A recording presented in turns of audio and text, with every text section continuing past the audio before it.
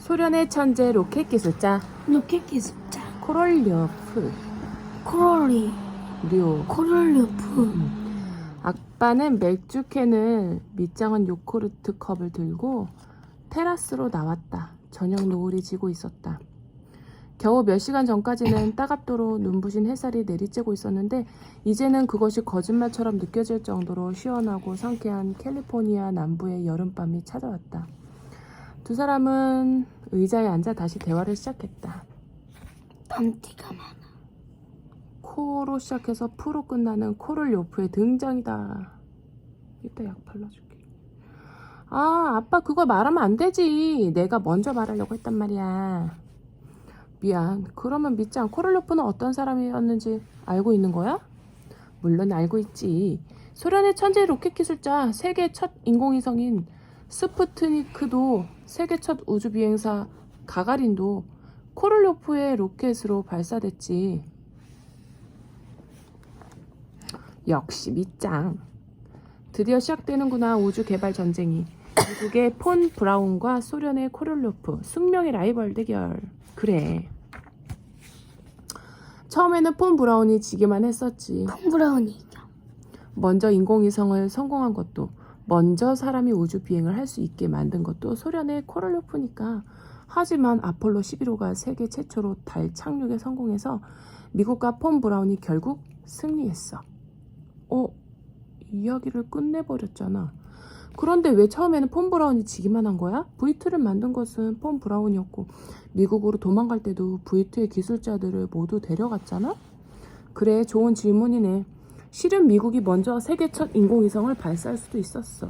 그런데 왜 하지 않은 거야? 돈이 없으니까. 여러 어른의 사정이 있어서 미국이 기회를 계속 놓친 결과라고 할까?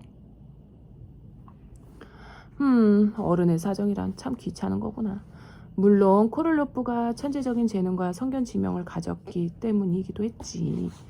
나 코를요프도 굉장히 존경해. 하지만 어떤 사람이었는지는 잘 모르겠어. 그렇지, 소련은 철저한 비밀주의였기 때문에 폰 브라운조차도 늦게까지 코를요프의 존재를 알지 못했다고 해. 코를요프는 폰 브라운보다 5살이 더 많았어. 동안이었지만 복싱 선수처럼 턱이 삐뚤어졌고 치아는 거의 의치였지. 나중에 이야기하겠지만 굉장한 고난을 겪었어. 머리카락은 푸석푸석하고 셔츠는 주름투성인데다가 손가락은 언제나 담뱃재로 더러웠는데 여성들에게는 꽤 인기가 많았대. 아빠 같네. 머리카락도 옷도 전혀 신경 쓰질 않잖아.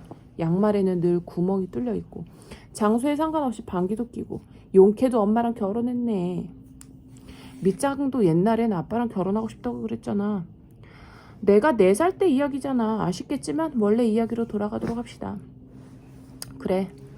코를요프의 유년기는 고독했어. 부모님이 3살 때 이혼해서 아버지와 헤어지게 됐지. 어머니는 멀리 떨어진 곳에 있는 대학을 다녀서 대부분의 시간을 할아버지와 집에서 보냈대. 이혼한 아버지가 코를요프를 빼앗으러 올까봐 두려워서 집은 늘 잠겨 있었어. 그래서 소년 코를요프는 밖에 나가서 친구를 만나지 못하고 창문에서 밖을 바라보거나 인형의 집을 만들어 놀곤 했대. 자주 울음을 터뜨리는 아이였어. 불쌍해라. 치올콥스키도 그랬고 로켓 기술자들 중에는 고독한 사람이 많네. 6살 여름 코를요프가 사는 시골 마을에서 비행기 쇼를 볼 기회가 생겼대. 코를요프도 시골 사람이니 그 전까지 한 번도 비행기를 본 적이 없었지. 할아버지 어깨에 올라가 작은 비행기가 자유롭게 넓은 하늘을 춤추는 걸 보았어. 그리고 분명 아직 보지 못한 세계를 향한 상상력이 소년 코를요프의 마음속에서 피어났겠네. 그날 밤 집으로 돌아온 어머니께 천을 2장만 달라고 했지. 팔다리에 두르고 굴뚝에 올라 하늘로 날아갈 생각이었대. 코를요프도 약간 이상한 아이였구나. 그날부터 소년 코를요프의 마음은 비행기에게 사로잡혔지. 그럼 코를요프는 처음엔 우주 자체에 매료된 것은 아니었던 건가? 우주에 흥미를 갖게 된 것은 꽤나 시간이 흐른 다음의 일이었어. 코를요프는 대학에서 비행기 설계를 배우고 유명한 항공기 설계자인 투폴레프의 지도를 받았어. 23살에 비행기 면허를 따서 스스로 조종하게 되었지. 그리고 비행기를 한계까지 높이 날리는 동안 그의 풍부한 상상력이 마음 깊은 곳에서 속삭였어. 이 위에는 무엇이 있을까 하고 알겠다. 얼마 전에 일본으로 가는 비행기 안에서 아침 노을을 봤을 때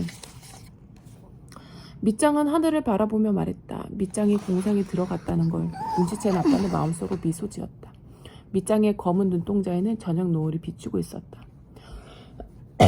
하늘이 마치 자수정 같은 보라색으로 물들어서 그 너머로 별이 보였어.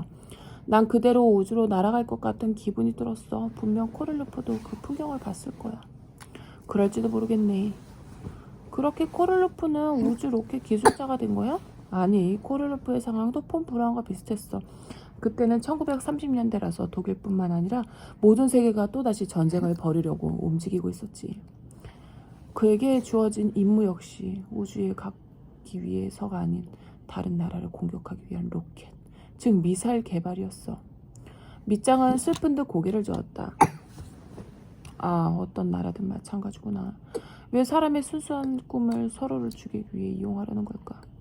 어쩌면 코를루프도 폰 브라운과 같은 생각을 하고 있었을지도 몰라.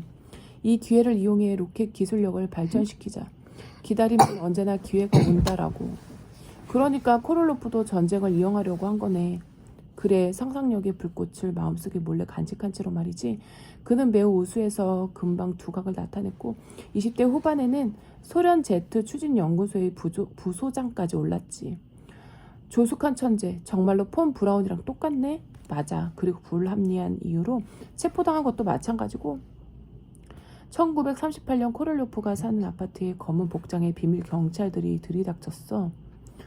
공포에 떠는 아내와 울어대는 3살배기 딸을 남기고 코를루프는 그대로 연임됐지. 무엇 때문에? 그의 출세를 시기한 동료가 있지도 않은 죄를 밀고 했거든. 시베리아로 끌려가서 이가 다 빠질 때까지 고문을 당했고 사형을 선고받았어. 너무해.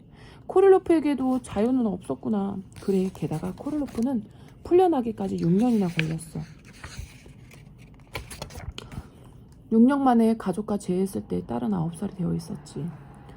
아빠, 나랑 6년이나 못 만나면 어떻게 할 거야? 살 수 없을 거야. 알지롱.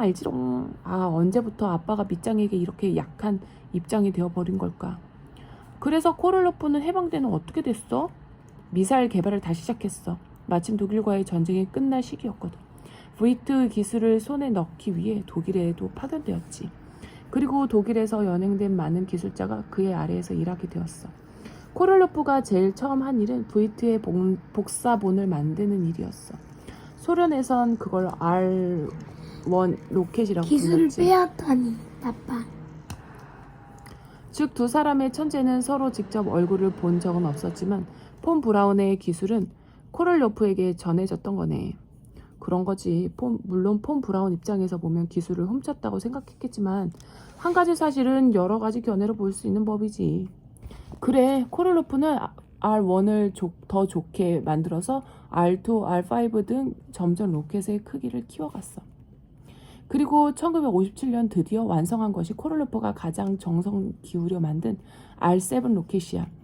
길이 34m, 중량은 V2의 20배 이상이나 되는 280톤. 이것 봐, 이런 로켓이야.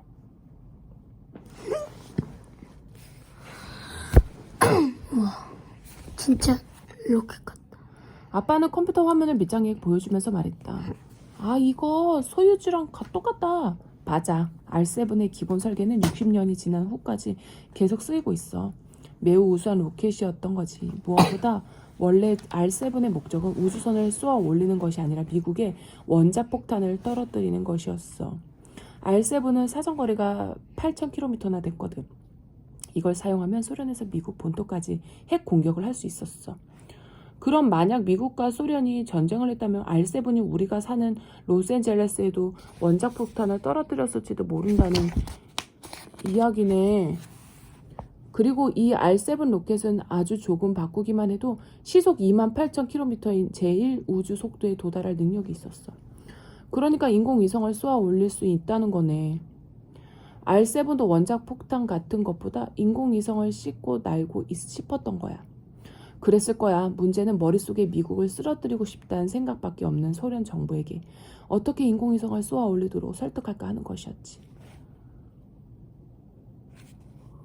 그럼 1957년에 코롤로프는 언제든 인공위성을 발사할 수 있었다는 이야기네.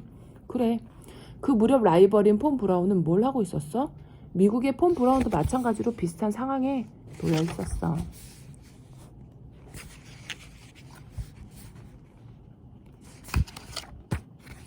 그래도 꿈을 포기하지 않는다.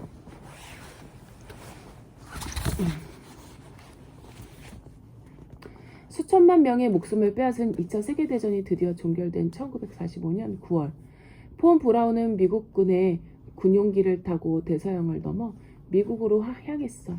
당시에는 속도가 느린 프로펠러기 밖에 없었고 도중에 몇 번이나 기름을 넣기 위해 착륙해야 해서 여행은 30시간 이상이나 걸렸지. 엉덩이가 아팠을 것 같다. 도착했을 때 어떤 기분이었을까? 드디어 나치에게 벗어난 자유를 찾게 되었으니 후련한 기분이었을까? 한편으론 불안하기도 했을 거야. 가족은 독일에 남아 있었거든. 폰 브라운의 신변은 미국군이 관리하고 있었으니 행동도 자유롭지 못했지. 그런데다 미국인에게 독일인은 바로 얼마 전까지만 해도 피를 흘리며 싸우던 상대였으니 독일을 향한 시민들의 감정도 무시무시했지. 그래서 폰 브라운은 일반인과 이야기할 때 스위스인이라고 거짓말을 했대. 그렇구나. 완전한 자유를 얻은 건 아니었던 거네. 하지만 미국에 와서 드디어 우주 로켓 개발을 할 수 있게 된 거잖아. 그런데 미국 육군이 요구한 업무도 역시 미사일을 개발하는 일이었어. 그렇구나. 모두 전쟁만 생각했던 거네. 그래. 2차 세계대전이 끝나자마자 바로 냉전이 시작됐어. 언제 전쟁이 터져도 이상하지 않았으니 미국도 소련도 전쟁을 하듯 군사기술 연구 개발에 힘을 쏟고 있었지. 그럼 대체 언제쯤 우주 로켓을 개발할 수 있게 된 거야?